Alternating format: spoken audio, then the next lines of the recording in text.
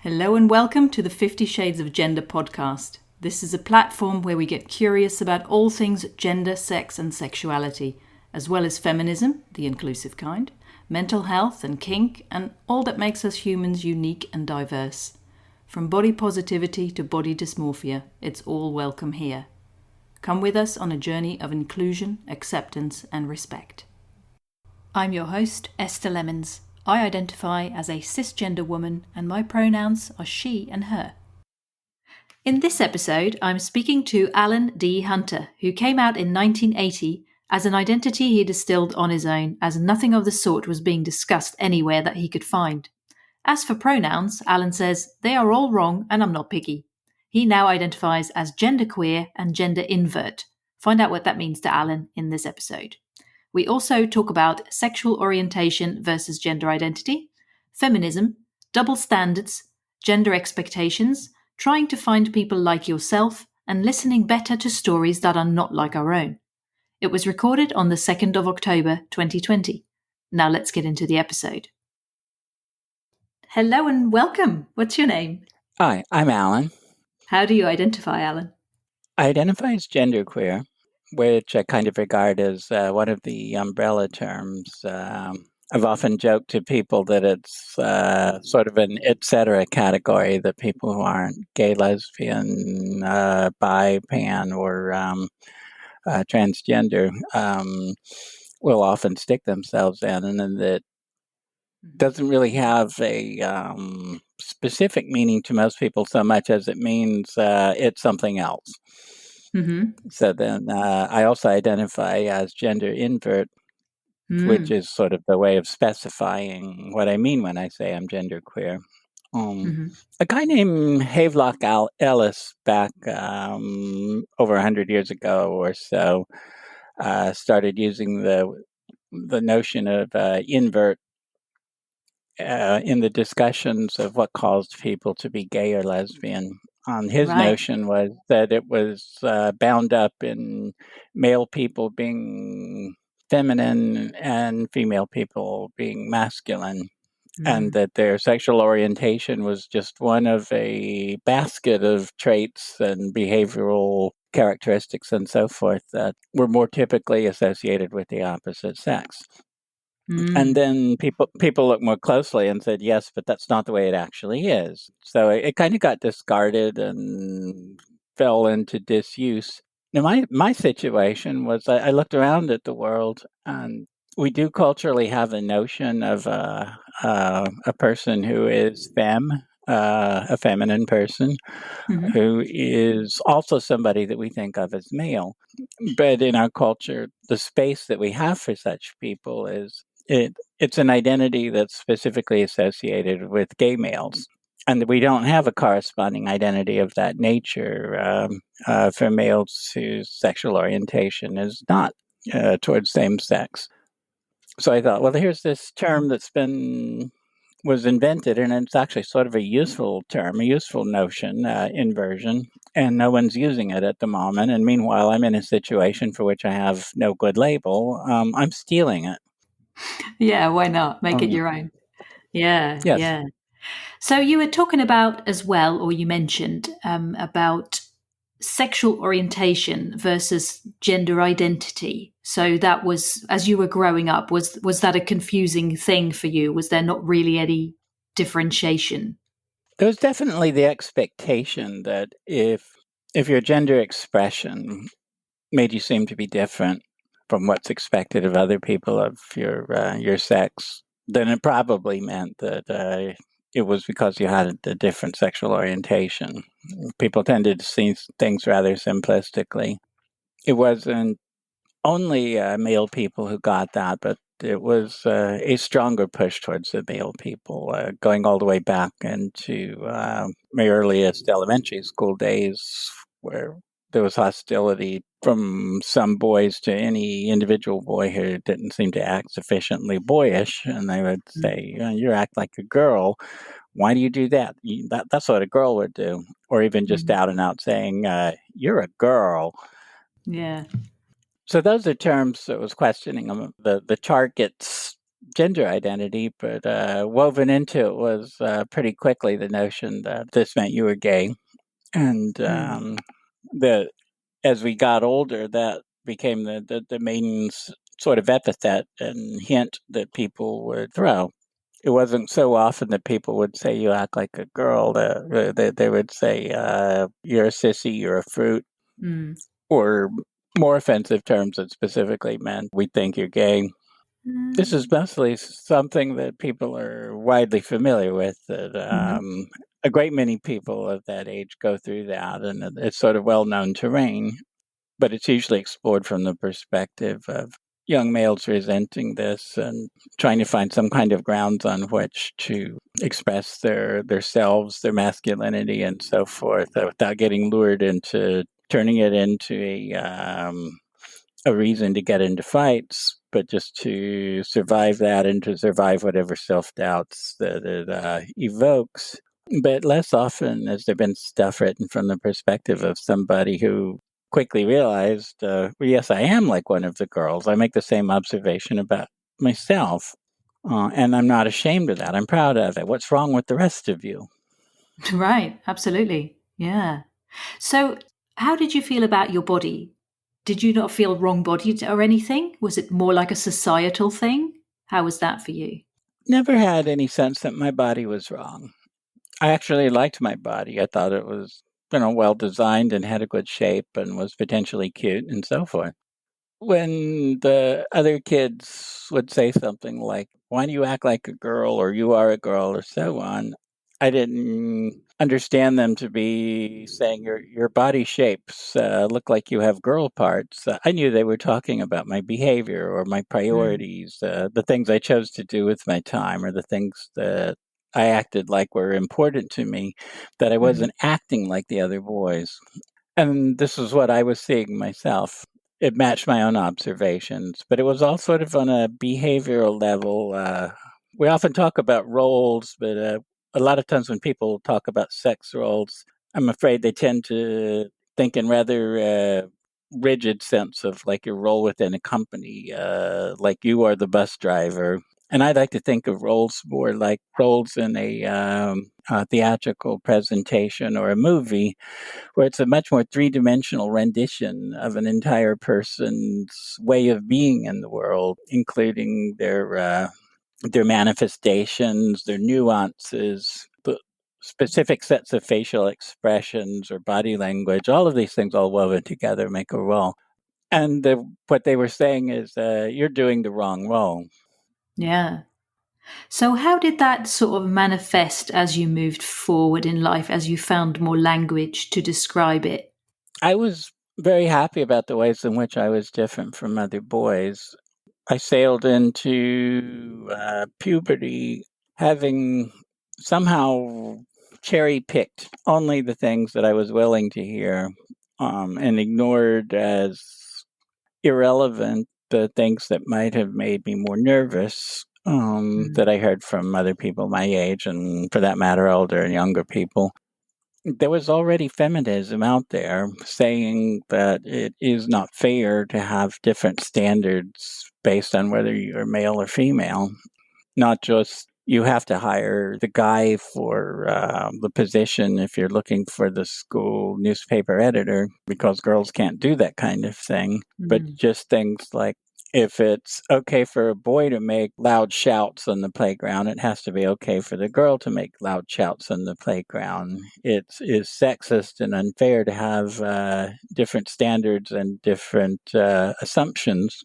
So that basically, since that voice was out there, I sort of took it as if that understanding was established and that everyone who counted was on board with that. And that made it easy to reject all of the feedback I was getting that you're not doing this boy thing right at all. You have to do this. And I went into puberty with the optimistic notion that I'm going to be favored. I would be a much better companion to my female classmates if they're interested in getting romantically involved, because I'm more like them and I'm easier to get along with, and I'm not one of those hostile, belligerent, stupid acting, knuckle dragging troglodytes. The boys don't seem to be ashamed to be appearing as. Who would want to be close to one of those? Yeah. And then it didn't play out that way, and that was rather unsettling. But I had several years during which I was seeing other people connect up and form relationships, and time ticked on, and I started feeling like there are things I need to be doing that I'm not doing. I'm not taking advantage of opportunities, perhaps. Not learning how to be a post-pubescent person, and I did, of course, recognize that I had things in common with the other males. We were all sort of dealing with this whole sexuality thing of navigating how to express it and how to make it work.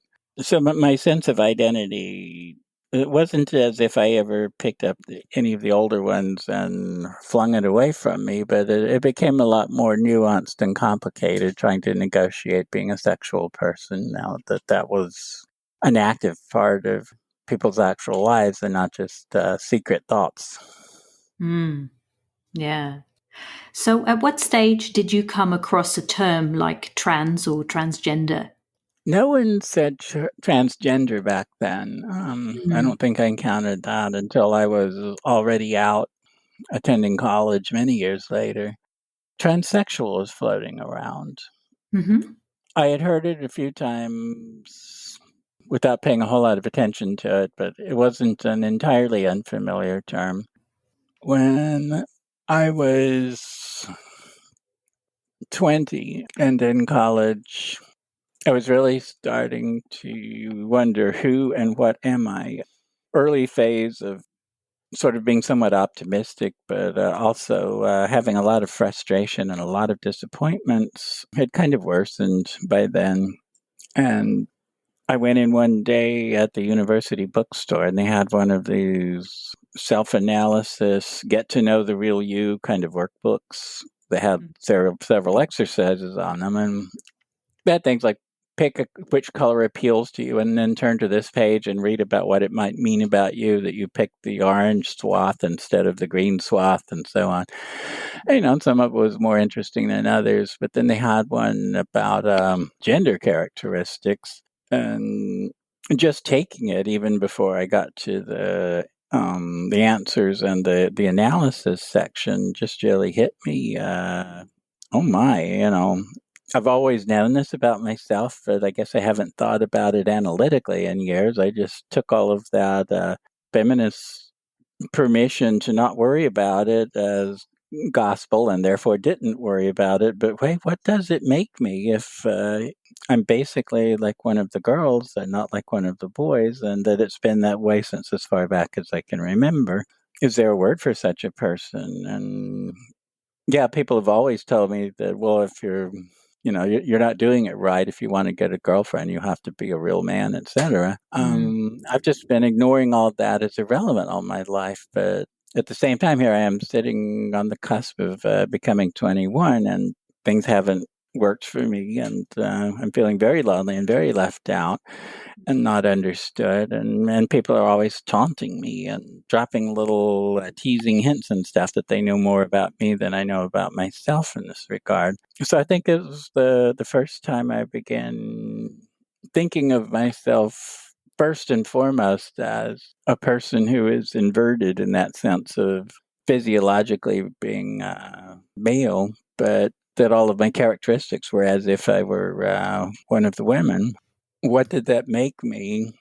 As I said before, we have a notion of such people, but it's so tightly tied to sexual orientation that wasn't giving me any particular answers. And then I remembered having heard about transsexuality, so I took out the title I remember most specifically was From James to Jan by Jan Morris, but I think there were some others I found also. It wasn't the Renee Richards story. I think that came out later, so that would not have been available at that time. But anyway, I read through them, and then at first it was a lot of excitement, like, oh yeah, someone else saying I was always this way, and here's describing somebody's life at the age of 10 or 11 and their thoughts and feelings at that time, and those portions of their narratives really resonated with me. But then their solution was, okay, I realized I was supposed to be the other sex. And now that I know that, that frees me and I feel so much better now. And then they went and began to present to the world in such a way that they would be perceived as female people. And for most of them, they went on further and sought medical intervention to actually modify their bodies also so that they would, for all intents and purposes, would be female. I didn't see that that had no compelling lure to me as a solution. Are they telling me that's what I should do, or that this is what people like me always do? Because I never felt like my body was wrong. I did, sort of sit and contemplate that, but it didn't resonate for me as relevant to my issue. It's, no, I need to find, like, where do the people who are like me, who are basically male of body but girl of self, where's our part of town where we have our social bars and businesses, and what do we call ourselves? Where do I find my people? And hey, by the way, incidentally, how about the people born female who are effectively the boys? Are they in the same part of town? I want to go find where I fit in the world, and I'm tired of skulking around like I'm nervous about who or what I am, and constantly being teased and ribbed, and people dropping insinuations and innuendos into the conversation, or in more anger, actual epithets and hostility. It's as if I'm trying to keep something secret about myself, and everyone's on to me and trying to humiliate me. And something, I've never been ashamed of this, and now I'm feeling like I want to tell the world, hey, you got to listen to something. This is who I am, and I'm proud of it. I like being this way. How come no one ever who's like me ever gets to say that we're proud of this? You try to make it sound like it's something shameful, and it's not.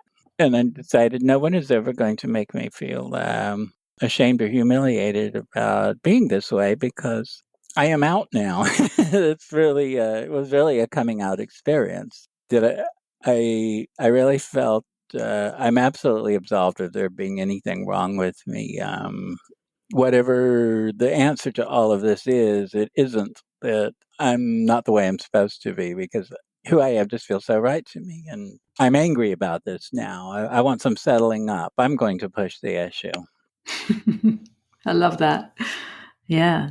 Well, I went looking around, and I did not find our part of town or the publications of people who were inverted like me. And I played with a lot of different ways of trying to put it into words, because I could invent a term, but if there were already people doing this, presumably they would have invented a term, and it wouldn't be the same one except by accident. But I never did run into any kind of an organized coalition of people saying this kind of thing.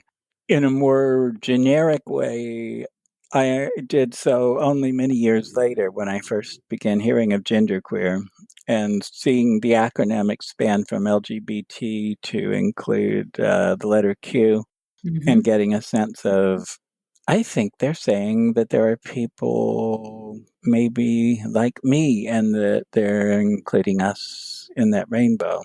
And I'm going to start calling myself that. Even though when I'd say, so what does genderqueer actually mean? So, well, yeah, it kind of means anyone who is any of this sort of possible set of experiences or perceptions about themselves who don't feel adequately described by these four letters, is sometimes using this, but it doesn't mean you have to be this, or it doesn't mean it's only for people who are that. And in other words, it means etc. Gotcha. Yeah.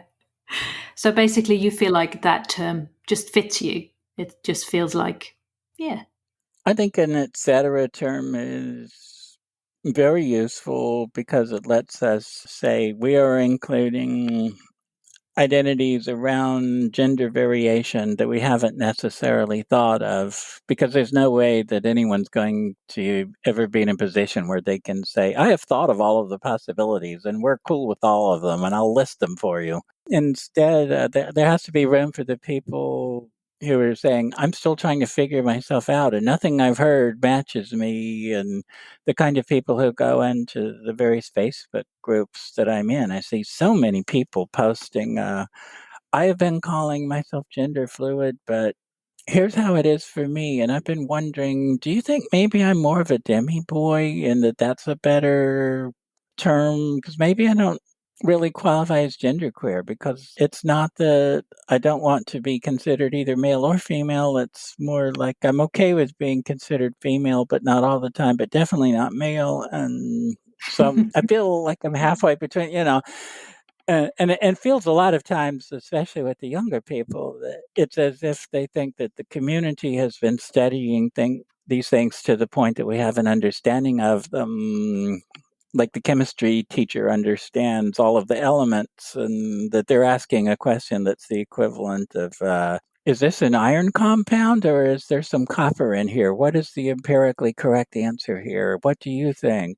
When it would probably be more useful to say that these kind of terms are like putting on clothes.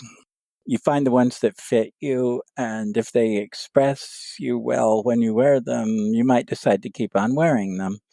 But they're tools of communication, and that since so much of it is all tied back into sort of loops of perception and self perception and how you wish others to perceive you and how you wish to receive those signs of perception in a way that makes you feel validated rather than invalidated. So much of that is internal, that you're dealing with stuff that has more of the content of advertising and packaging and how you promote a notion rather than an empirically correct or worse, like a medical diagnosis or something. To get away from that kind of clinical precision, and realize it's not about that. Mm-hmm. Yeah, I love that, because it does, like you say, all the terms can mean something different to everyone. So it's important to. I like the analogy of the clothes. Actually, I think that works quite well. Just use what fits, and if it doesn't, take it off. Right? Mm-hmm. Yeah. Mm. Like I could definitely identify as transgender. I've been told so many times by transgender activists. Oh, if you have a gender identity that is any different than what you were assigned at birth, then you qualify as transgender, and no one can say that you need to modify your body in order to qualify. So it's like a garment that I could put in my wardrobe. I have permission to wear it, but I don't feel like it expresses me well. I think Mm-hmm. there are still many interpretations floating around there of what the average person thinks the word transgender means, even though it has gotten much looser from the notion that you realize that although you were born this sex, that you are actually of that non-corresponding gender, and that's all it has to mean. That most people expect that, nevertheless, what you're going to do is start changing your visual presentation so that more and more people will reach the conclusion that you are of the sex that would have gone with that gender, and to it kind of recollapses sex and gender. It's the expectation that if you identify as transgender, that you see gender and sex as one and the same, and that one consists of how you identify, and that to bring up morphological sex is to dig into territory that is misgendering and insulting. And what is your prurient interest in what someone else has got inside their underwear anyway? All of that kind of stuff. It's sort of very anti-physiology. And since that doesn't fit me, since I never went through the whole physical dysphoria experience of feeling like that my body was the problem, that identity does not feel like a good fit to me. Mm-hmm. Yeah, So that makes sense. I go with genderqueer, which is genderqueer is a term that many people have heard. So Mm-hmm. even if it's mostly only an etc., it avoids having a lot of content that I then have to negate because it's not correct in my case. And gender invert, although it's mostly of my own adoption and is not floating around in the general vernacular, is the term I'm hoping could eventually catch on so that we would have a word. It would also kind of apply to the kind of women who, as girls, were called tomboys and who retain a lot of characteristics that might be called butch or masculine, but whose sexual orientation is not lesbian, that they could have a name for themselves and to not be made feel like, oh, and therefore you should identify as a trans man and take start using male pronouns and so forth. That there should be out there some notion of what do people do if they are fine with the bodies with which they were born and don't wish to present as if they had been born in a different body, but they do wish to be accepted for their the ways in which their personalities and nuances and behavioral patterns and so forth fit the matrix of expectations that are associated with the other sex. Yeah, yeah. So you mentioned Genderqueer again, which is also, if I'm not mistaken, the title of the book you wrote. Is that right? Yes. So when did you write the book? It was originally written as part of an immense tome of trying to get a handle on my own history between 2010 and 2013. Then I distilled this individual book out of it by 2015 and began querying literary agents and publishers. It was picked up for publication and just came out this last spring from Sunstone Press. The full Oh, wow. title is Genderqueer, A Story from a Different Closet. Oh, I like that. So as you say, it's based on basically your own processing of your own sort of feelings around gender. Is it classed as a fiction book, would you say? Is it a story or a novel, or is it like an autobiography? It is autobiographical, but it's written to have character development and conversations and scenes that take place with colors and sounds and smells and all that. It's as much as possible. I wanted to get away from a dry academic sounding theory paper about it and more in among literature teachers. They'll often tell you the main principle is show, don't tell. When you're telling the reader what they should be getting out of this paragraph, that's always inferior to showing them so that they walk out of there with the understanding and you didn't have to pound them over the head with it.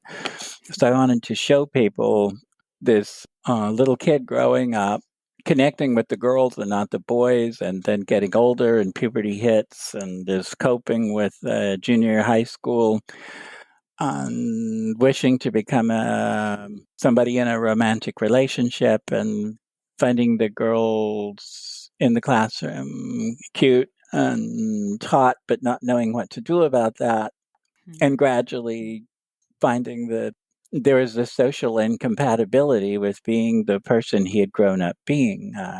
This sissy femme-ish person and being a functioning heterosexual partner, a person who could have a romantic relationship with one of the girls, and finally becoming sufficiently frustrated by it all that things kind of click into place and comes out.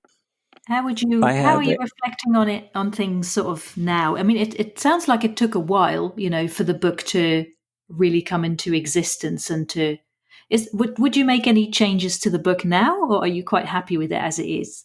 I'm quite happy with it. I've known people that once they create something, whether it's their book or their musical recording, that they wince if they ever go back to it and listen to it because all they see is their mistakes. All they hear is the errors, even if no one else knows them. I've actually found myself enjoying when I do go back and read it, especially if I've waited long enough that I'm actually interacting with the book and not just sort of doing it on autopilot. That it does seem like a good story. It's that I did that. So Oh, yeah, I'm very proud of it. I'm very happy with it. oh, that's great. And what do you foresee for your future? Do you think you will write more books or? I have a second book that has been accepted for publication. It sort of picks up where this one left off. As I had sort of explained, I didn't find a community of people who were just like me, or a label that within the 1980s social world identified people who were like me. And so, although I saw a definite sense of connection with what the word back then was transsexual, with what transsexual authors had said they had gone through, it didn't leave me at the conclusion feeling like I'm one of them. I should go find them and connect with them.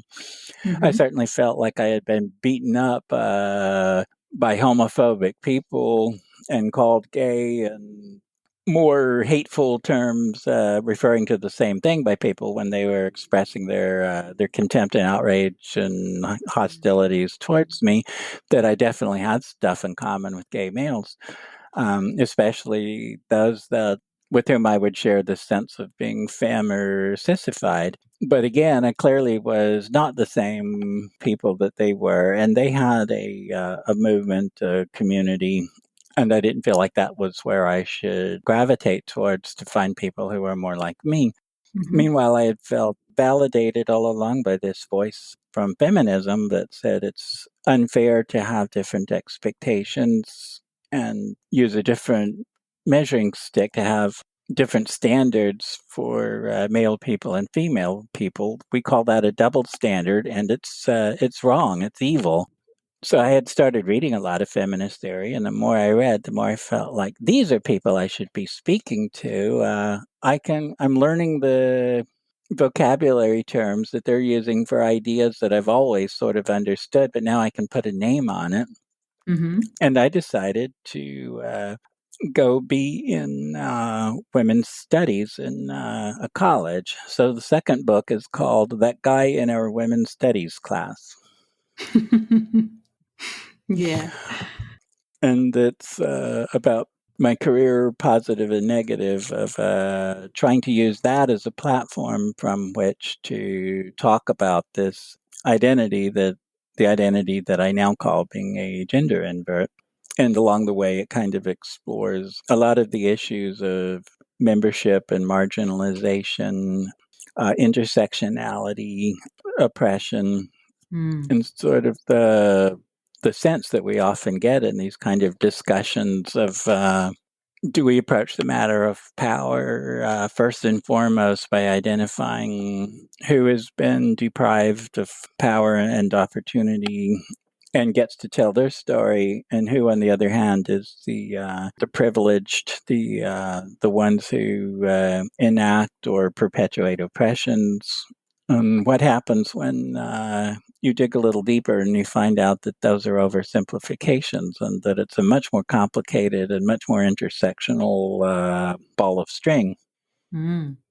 Yeah. So when's the book out? The new book? I don't have a publication date for it yet, but probably 2021 or 2022. It will also be published by Sunstone Press. They have signed a contract with me, but I have the next stages will probably be me receiving from them the manuscript after they have gone through it and made suggested edits for me to respond to.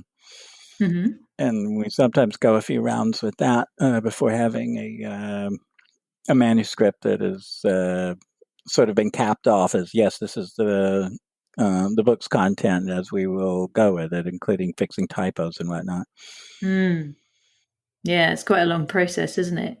Yeah, it can be. The first one went more rapidly, I think, because that poor book had been accepted for publication twice previously, and had been through the editing process with other editors. So it had been combed through several times over.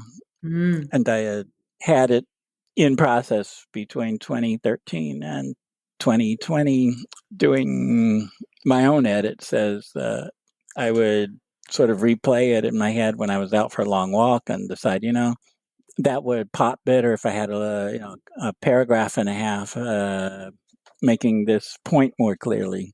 And then I'd come home and stick it in there. And so that one, I think by the time I had a contract for Genderqueer, it was already pretty much well baked in the oven and just ready to put out into the world.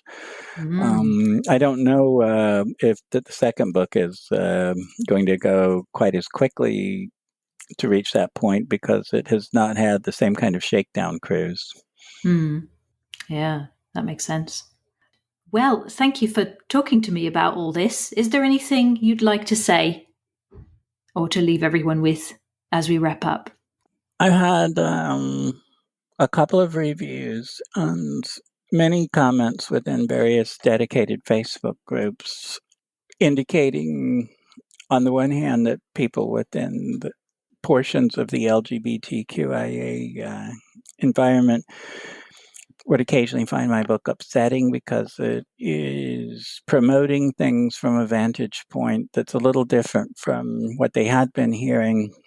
And in some cases, feeling that they personally were invalidated by my very process of explaining what validates my identity. And also within, at the same time, within feminist contexts, where feminists want to have some space to discuss gender issues, that I was bringing in ideas that they were already hostile to, and that they found many of the much of the rhetoric of transgender activism to be problematic for feminism, and feeling like that I was yet another person in there to discredit their viewpoint. Between the two, I'm left with the sense that I have a foot in each camp, and at the same time, I'm not quite a typical member in either camp, and I'm sometimes seen as an invader.